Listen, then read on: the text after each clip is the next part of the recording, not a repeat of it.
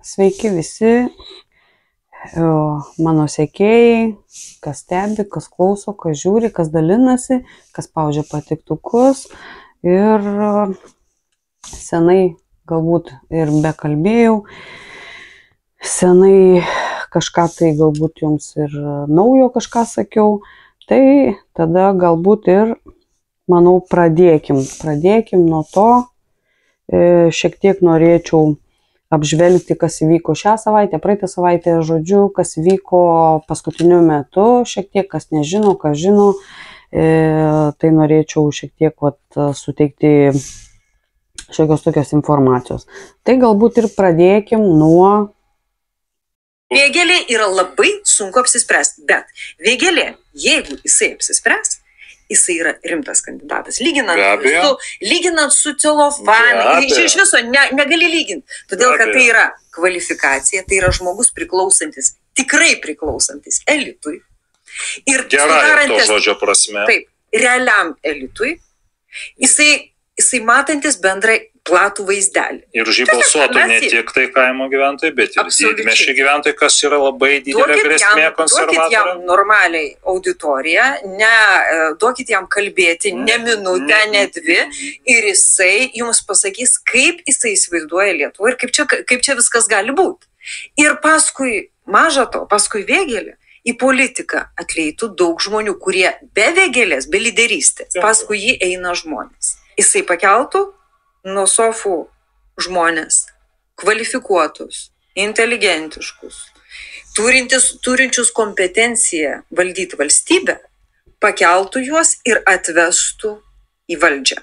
Tų, kurių ten nėra. Vietoj visų šitų valkatėlių, kurias atsiveda dabar konservatoriai.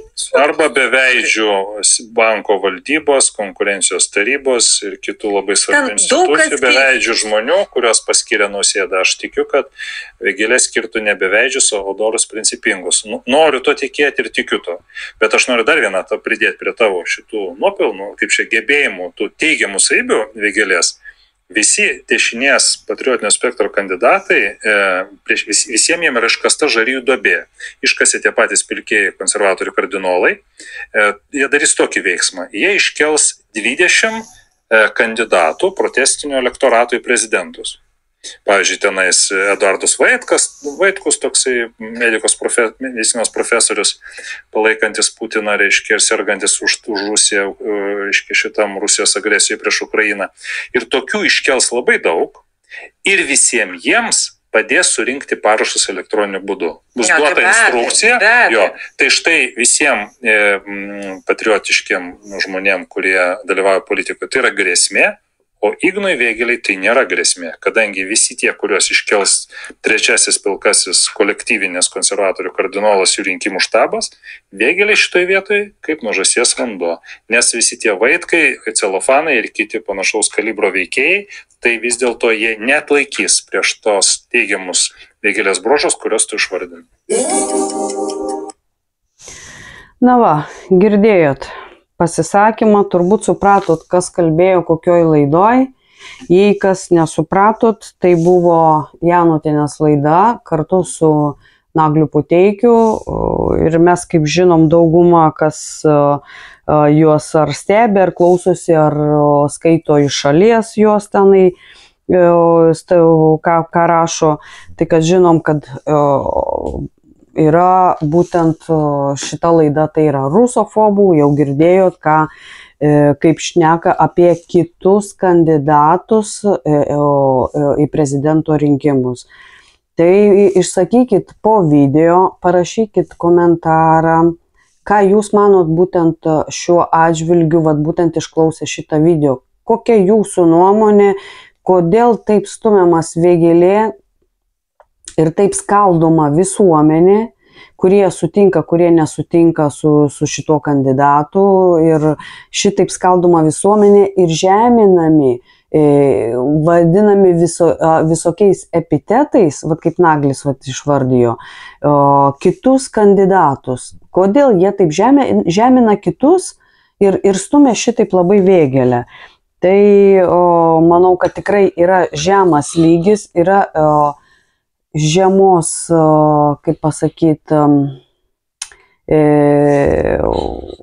žemos kvalifikacijos, sakyčiau, būtų jau tada kaip žurnalistė, bet jeigu stumia į vieną pusę, stumia savo, sakykime, mėgstamą kandidatą, o kitus nurašo, netgi nepareklamuoja, kokie kiti yra kandidatai tautos, tai jeigu jinai šitaip pasisako, kad yra opozicinė televizija, tai kodėl nepasako apie kitus kandidatus, kodėl nepasikviečia į savo laidą tautos kandidatus, jeigu jinai eina su tauta, kaip jinai čia deklaruoja, kad gali išsisakyti visos nuomonės, yra priimtinos ir taip toliau, bet kaip matom, kad yra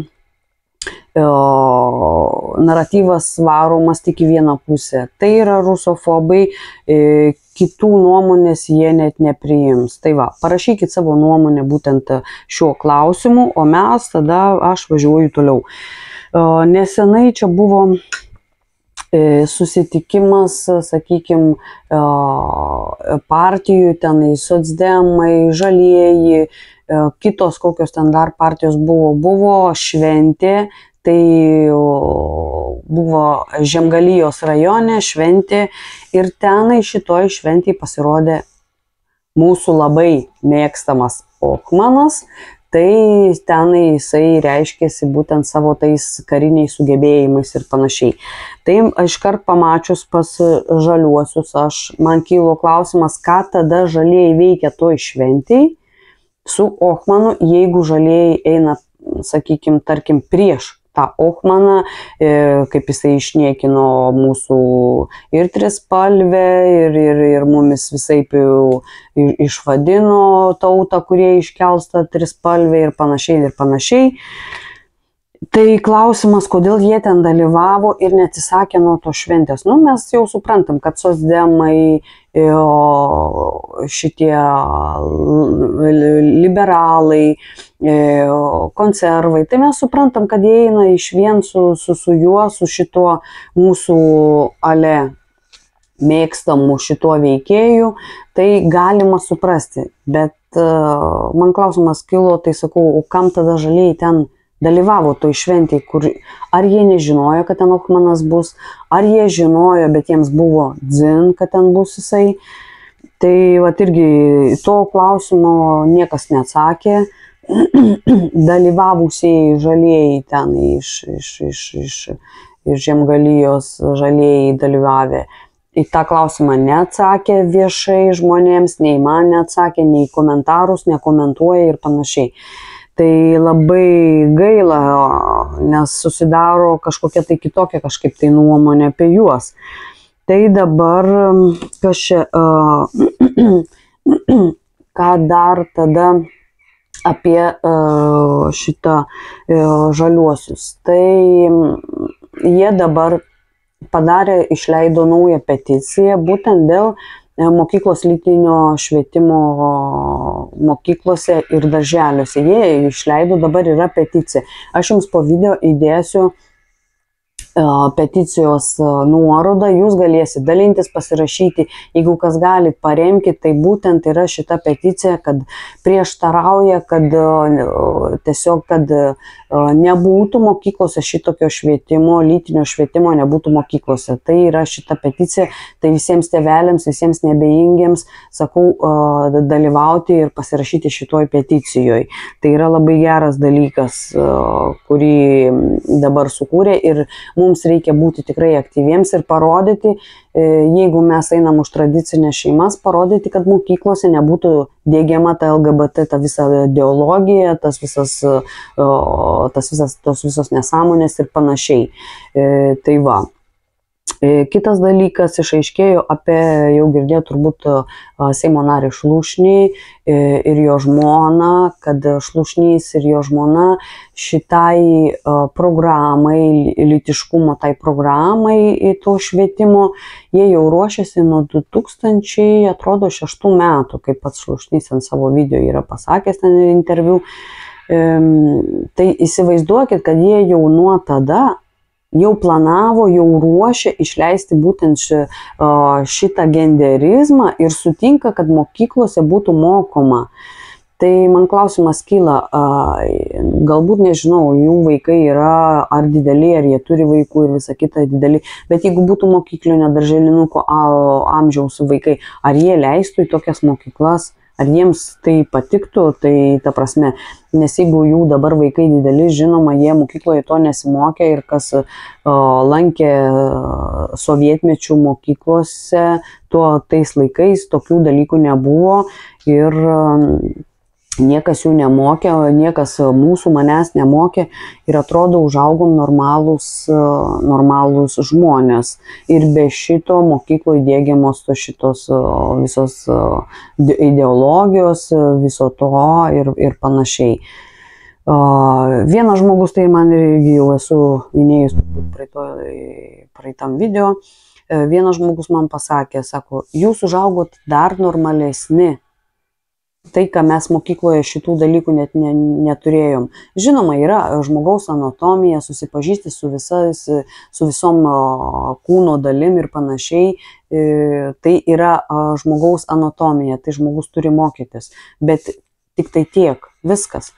Tuom ir pasibaigė. Nėra jokių lytiškumo, jokių tenai šitų visų mokymų apie tą genderizmą ir panašiai. Tai va, ir Šlušnys su savo žmona sutinka ir jie dabar išleidžia, pardavinėja knygas mokykloms, važinėja būtent su šita švietimo ugdymo programa, kur mokys vaikus ir panašiai, ir panašiai, ir panašiai. Tai tėveliai, būkite atsargus, lankykit mokyklą, eikit, jeigu turit organizaciją tėvų, esat priklausot kažkokiai tai grupiai tėvelių, eikit į mokyklą, kalbėkite su dėstytojais, sakykit, kad jūs nesutinkat būtent su tom programom ir panašiai, rašykit raštus ir jūs galite atsisakyti. Jau ir praeitą kartą sakiau, kad galite atsisakyti vesti vaikus į mokyklą, būtent į tas pamokas ir panašiai. Tai yra ir 26 straipsnis ir panašiai, ir kiti straipsniai ir taip toliau. Jau apie tai esu kalbėjus kitose videose, susiraskit ir pasiklausykit. Tai va, ir kas dar? Šitą sekiau aš posėdį. Šią savaitę buvo Seimo posėdis ir buvo toksai klausimas, svarstomas yra klausimas apie Lietuvos valstybės trispalvę ir istorinę vėliavą, jų iškelimą. Tai yra drausti ir vienu žodžiu, kada bus galima jas tik iškelti ir panašiai. Tai yra pirma stadija dabar praėjo, dar turi būti dar 2 stadijos, tai turi būti diskutuojama, turi būti balsuojama ir paskui turi būti priėmimas ir tada bus matyti. Tai pagal jau įstatymus jau yra, kad mes per šventes privalom kelti Lietuvos vėliavą ir panašiai. Tai dabar kyla klausimas, kad nori irgi uždrausti, ne visada leisti kelti Lietuvos vėliavą ar ten tą mūsų istorinę vėliavą, ne bet kada tautietis sugalvos ar taip toliau. Dabar mes galim jo laikyti, iškelti, kiek mes norim, bet klausimas vyksta, jeigu išeis šitas įstatymas, tai jau bus nustatyta, kada žmogus galės iškelti ir kada negalės apart tų dienų, šventinių dienų ir taip toliau. Tai irgi man kyla klausimas, tai ar Seime reikalingas toksai įstatymas, ar išvis jį reikia, sakykime, apie jį kalbėti, diskutuoti, kur aš manau, kad išvis jokio varžymo, jokios prievolės negali būti, kada žmogus nori išsikelti vėliavą. Net ir švenčių metu neturėtų būti privaloma. Tai aš manau, prie valstybinių įstaigų gerai, ten gali išsikelti, ten galbūt yra prievolė, tas įstatymas galėtų galioti valstybinėse įstaigose, savivaldybės, vyriausybės ir ten panašiai, tenai va tos įstaigos, ambasados ir taip toliau, ar ne? Bet kas liečia gyvenamus namus, kas liečia kaimus ir taip toliau, tai aš manau neturėtų būti toksai tas įstatymas, kad yra privaloma prie namų netgi iškelti vėliavas.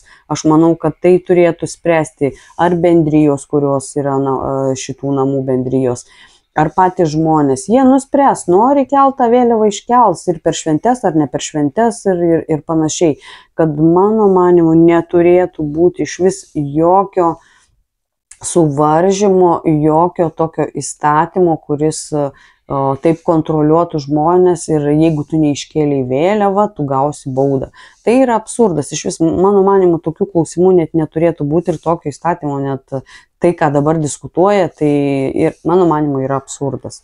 Tai tiek, tai tokie dalykai dedasi. Ir kai žiūrėjau posėdį, buvo, ten kalbėjo Seimo nariai ir panašiai. Ir Laisvietis tenai Mitalas irgi ten šnekėjo apie tos vėliavos šitą įstatymą ir panašiai, ten apie ugdymą kalbėjo, kad jisai sutinka tą lytinį ugdymą, kad mokyklose būtų ir panašiai ir taip toliau.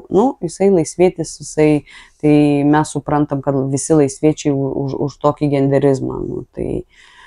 Bet ėjo klausimas būtent apie tautinę vėliavą, trispalvę, apie istorinę vėliavą. Šitas klausimas vyko,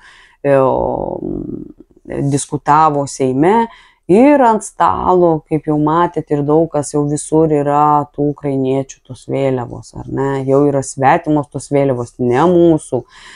Tai Seime iš vis jų neturėtų būti. Ir mačiau, netgi buvo LGBT vėliava, tiesiog jau ir tenai padėta, jau žinom kieno, nes ten laisviečių ten vietos yra ten tam Seime. Tai jau buvo netgi viešai tiesiog Seime salėje padėtos netgi šitų spalvotų vėliavos. Tai įsivaizduokit Seime, kas dedasi, kokios vėliavos ten yra ir mes kalbam apie tautiškumą, mes kalbam apie lietuvių kalbą. Mes kalbam apie tradicijas. Apie kokias tradicijas mes galim kalbėti ten Seime, pasižiūrėkit, kokios vėliavos yra. Jūs atkreipkite dėmesį. Jeigu kas pasižiūrėsit antradienio, man atrodo, tai atkreipkite dėmesį rytinėme posėdyje, kokios vėliavos ten yra. Būtent aš tas vėliavas ir pastebėjau ir savo paskyroje esu įdėjusi ir nuotrauką ir apibrėžusi tiesiog ir tas vėliavas ir panašiai, būtent Seime kokios jos yra. Tai tas dalykas irgi labai toksai neskanus ir neskaniai atrodė, keliam klausimus, varžom, kada mums iškelti valstybinę vėliavą, priverčiam žmonės ją iškelti, jeigu ne, tai baudas gaunam, o čia Seime, prašau, pasižiūrėkit, kokios vėliavos yra. Ir visada jos ten yra, ten nėra jokių apribojimų, nėra jokių baudų, tenai nieko. Svetimas vėliavas, tai viskas ok, viskas gerai. Bet jau savas, tai jau reikia čia riboti, reikia čia priversti būtent per tas šventes, būtent per tada, kaip Seimas keli ten klerkai nustatys, tai visa Lietuva taip turės, visi tautiečiai taip turės daryti. Tai ar ne absurdas? Tai sakau, irgi pasižiūrėjau ir tikrai buvo ir pikta, ir visa kita, ir esu rašius, sakau, savo postuose tos visus įvykius, tą, ką jums pasakoju, būtent postuose yra tai paskelbta. Kas dar, apie ką dar norėjau pašnekėti, taip, apie tą pašnekėjau, apie peticiją, taip, ir sakykime, yra toks dalykas, kur nesenai išleido pasisakymą Žalieji. Noriu jums pasakyti, kad Žalieji atsisako, išeina tiesiog iš sutarties. Tuoj aš jums, kad būtų aiškiau, Tai va, Seimo valstiečių ir Žaliųjų sąjungo konferencijoje pareiškė, galėsit YouTube pasižiūrėti, yra konferencija Žaliųjų sąjungos, pareiškė, nusprendė pasitraukti iš parlamentinių partijų susitarimo dėl švietimo politikos. Tai būtent, kur jie sukūrė tą peticiją prieš lytinį švietimą mokykloje, kuris buvo sudarytas 21 metais. Kas buvo susitarta, nėra nieko padaryta. Ta pareiškė valstiečių pirmininkas Karbauskis. Tai va, ir toksai dalykas, ir jie tenai šitam pasisakė. Buvo toksai pasisakymas, tai irgi parašiau poste, tiesiog ten, kas uždavė klausimus ir taip toliau, tai ir vienu žodžiu salėje tenai Žaliųjų tenai va šitoj konferencijoje sėdėjo Šiugždinienė ir ji tenai norėjo tenai pasisakyti, bet iš vienu žodžiu, kiek jinai ten kažką tai nežinau, net atsakymo negavau, klausiau kitų, ką jinai ten sakė. Tiesiog mikrofonas buvo išjungtas, nesigirdėjo, ką jinai ten kalbėjo, ar kokį ten klausimą uždavė valstiečiams ir taip toliau, bet tiesiog buvo išjungtas mikrofonas. Tai jinai net neįsijungė, tai matomai iš to pykčio ar iš to greičio ar kažkaip tai vienu žodžiu ir jinai neįjungė mikrofono ir kalbėjo. Tai vat pabaigus kalbėti, tai jinai mikrofonas įsijungė. Tai va, ir tai tiek, ir tokios vat naujienos, ką norėjau pasakyti, tai manau, kad šiek tiek apibendrinau, kas įvyko šią savaitę, mano nuomonė, parašykit jūs, ką galvojate šitais klausimais, ką girdėjote, ar žiūrėjote, ar sekėte tas naujienas, ko nežinojote, rašykite savo nuomonę. Ir ką, ir ačiū Jums tada, kad žiūrit, klausotės, užsirašykit į kanalą, pasidalinkit, paspauskit patiktukus, kad kuo daugiau žmonių sužinotų būtent informacijos, kad skleiskit informaciją, patys kalbėkit, dalinkitės, nu ką, ir kol kas tiek, ir ačiū Jums, kad žiūrėjot ir klausėtės.